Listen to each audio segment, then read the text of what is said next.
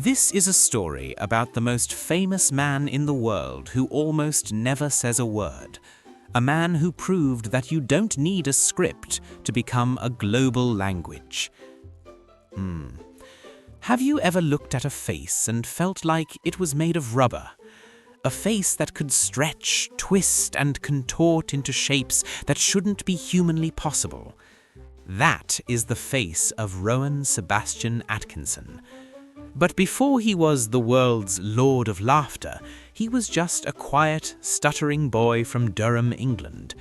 Born on January 6, 1955, Rowan wasn't the class clown you'd expect. Quite the opposite. He was serious, he was pensive, he was the kind of kid who preferred his own company over the noise of the playground. And because he struggled with a noticeable stutter, the world wasn't always kind to him. He was bullied. They called him alien and big mouth. But here is the logic flip most people miss. Rowan Atkinson didn't become a silent comedian despite his speech impediment. He became one because of it. Think about the irony. One of his closest friends at school was a boy named Tony Blair, the man who would one day become the Prime Minister of the United Kingdom and speak to the entire world. While Blair was finding his voice in politics, Rowan was finding his power in the silence. Wait, here is where it gets interesting. Even though he was labeled as eccentric, he was terrifyingly brilliant. We're talking about an IQ of 178. That is higher than Einstein. He didn't go to school for theatre. He went for electrical engineering. He holds a master's degree from Oxford. It was during his time at Oxford that the engineer of comedy began to build his masterpiece. He realized that when he stepped onto a stage and entered a character, the stutter vanished. It was as if his brain rewired itself the moment he stopped being Rowan and started being someone else. In 1979, he broke into the mainstream with Not the 9 O'Clock News, followed by the brilliant historical comedy Blackadder. But it wasn't until New Year's Day 1990 that he unleashed the character that would define British nostalgia forever. He didn't call him a hero. He called him a child in a grown man's body, a man named Mr. Bean. The character of Mr. Bean was not born in a high-tech writer's room surrounded by scripts and producers. Instead, it was born in front of a simple bathroom mirror while Rowan was still a deep-thinking graduate student at Oxford University. By day, he was a serious engineer, focusing on the complexities of electrical systems. But in his quiet, private moments, he was meticulously designing a personality and a set of facial movements that would eventually reach across the globe and captivate billions. To Rowan, Mr. Bean was never meant to be a simple clown or a traditional comedian. He saw him as a unique character possessing a remarkably youthful and uncomplicated outlook on life within the frame of a mature individual. Someone who appeared to be a functioning member of society, but navigated the world with an eccentric and highly simplified logic. This was a man who communicated not with formal language, but with unique sounds, expressive mumbles, and a face that seemed to have the flexibility of rubber, as if it had no bones at all. But did you know that the Bean we all know and love almost didn't exist under that name? Before the team settled on it, the creators considered calling him Mr. Bright to reflect his unique presence. Then they began looking through the rows of a vegetable garden for more organic inspiration. At one point, he was incredibly close to being called Mr. Cauliflower. Just imagine the crunch. Think about the entire history of British comedy if we were all celebrating the global legacy of a man named after a common garden cabbage instead of a simple bean. Eventually, they landed on the perfect title, Bean, and on New Year's Day in 1990, the world finally met the strange man in the iconic tweed jacket. The success of the series was absolute and overwhelming. There were only 15 original live-action episodes ever produced, but at their peak, they reached over 18 million viewers per episode in the United Kingdom alone. To put that massive number into a modern perspective, that is a significantly higher viewership than even the biggest global blockbusters of today. Because he spoke through universal gestures rather than a specific language, there was no cultural barrier to stop him. He was just as hilarious in the streets of Tokyo as he was in the heart of London. In many ways, he became the modern silent heir to the legendary Charlie Chaplin. But here is a fascinating logic shift that many people often forget. At the absolute height of his fame, Mr. Bean was actually viewed with a great deal of observation by behavioral researchers and specialists. While we see him as a source of harmless, warm nostalgia now, back then experts expressed notes of caution regarding his influence on younger, impressionable viewers. They were concerned that those who are natural mimics might attempt to imitate his unconventional and often highly unpredictable maneuvers. The worry was that some viewers didn't yet have the maturity to understand that he was being intentionally absurd for the sake of a laugh. And yet, despite those observations and the skepticism of the experts, the Bean transformed into a massive global empire. It spawned a long-running animated series, 2 major international feature films, and a personal fortune for Rowan Atkinson estimated at over $130 million. Through sheer dedication, the man who once struggled to speak had successfully engineered an eternal global icon out of nothing but thin air and the power of silence.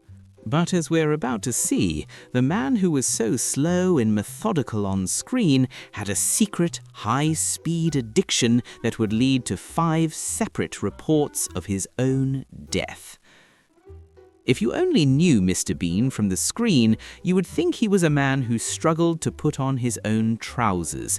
But out here in the real world, Rowan Atkinson is a man possessed by a very different kind of demon, a hunger for raw, unadulterated speed.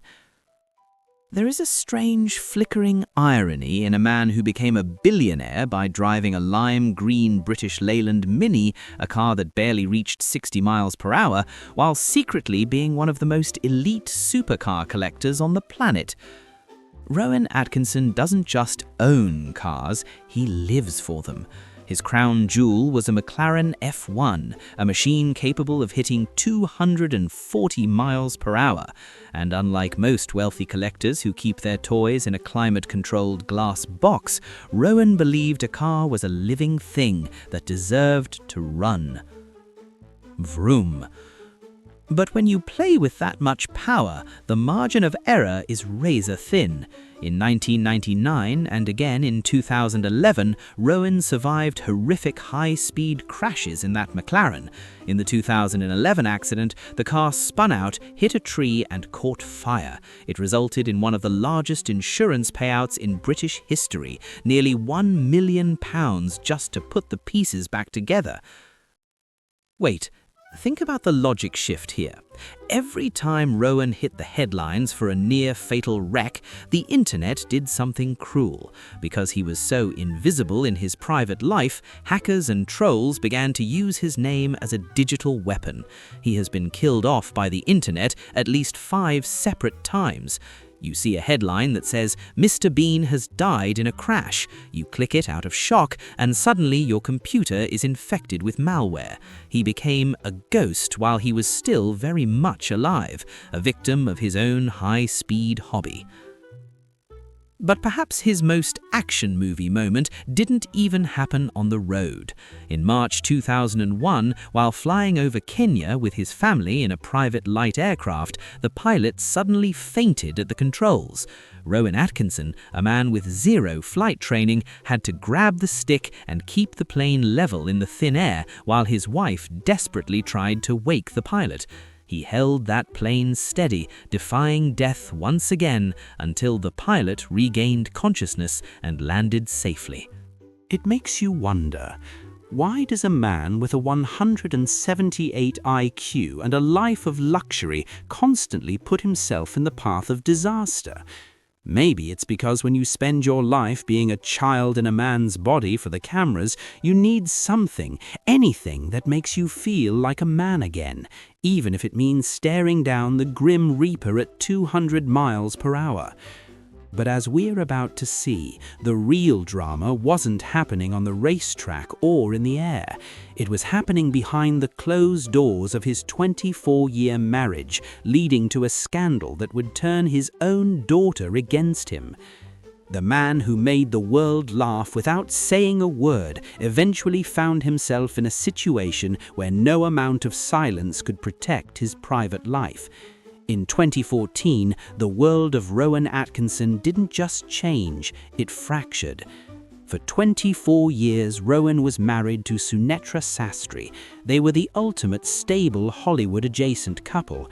But then came the earthquake. Rowan, at nearly 60 years old, fell for Louise Ford, an actress nearly 30 years his junior. The divorce was swift, finalized in just 65 seconds, but the fallout lasted much longer. His eldest daughter was so devastated by the split that she reportedly disowned her father, casting off the Atkinson name entirely to take her mother's maiden name. Think about the logic shift here. We see Mr. Bean as a lovable, harmless child, but in the real world, the man behind the mask was facing the same messy, painful human complexities as anyone else. He left an $11 million home to his ex-wife and moved on to a new chapter, but the funny man was suddenly the subject of harsh tabloid criticism. But perhaps the most fascinating thing about Rowan Atkinson isn't his romantic life. It's the staggering intellectual gap between the performer and the performance. Wait, have you ever wondered how a fool could be so successful? It's because he isn't a fool at all. Rowan Atkinson has a recorded IQ of 178. To put that in perspective, that is higher than the estimated IQ of Albert Einstein. He is a super genius who chooses to play a subnormal character. He is a man who can explain the complexities of electrical engineering at Oxford, but chooses to spend his day trying to get a turkey off his head. There is a story from 2021 that perfectly captures this paradox. Rowan was standing in a Land Rover dealership when a man walked up to him and said, "Has anyone ever told you that you look exactly like the guy who plays Mr. Bean?" Rowan, being his honest, pensive self, replied, "Well, I am the man who plays Mr. Bean." The stranger laughed in his face and said, "I bet you wish you were." Even when he tells the truth, people want him to be a lie. As the years passed, Rowan began to feel the weight of his creation. By 2015, he decided to officially retire the character of Mr. Bean, stating that playing a childlike man at his age was starting to feel a bit sad. He gave the character a final goodbye in a special titled The Funeral.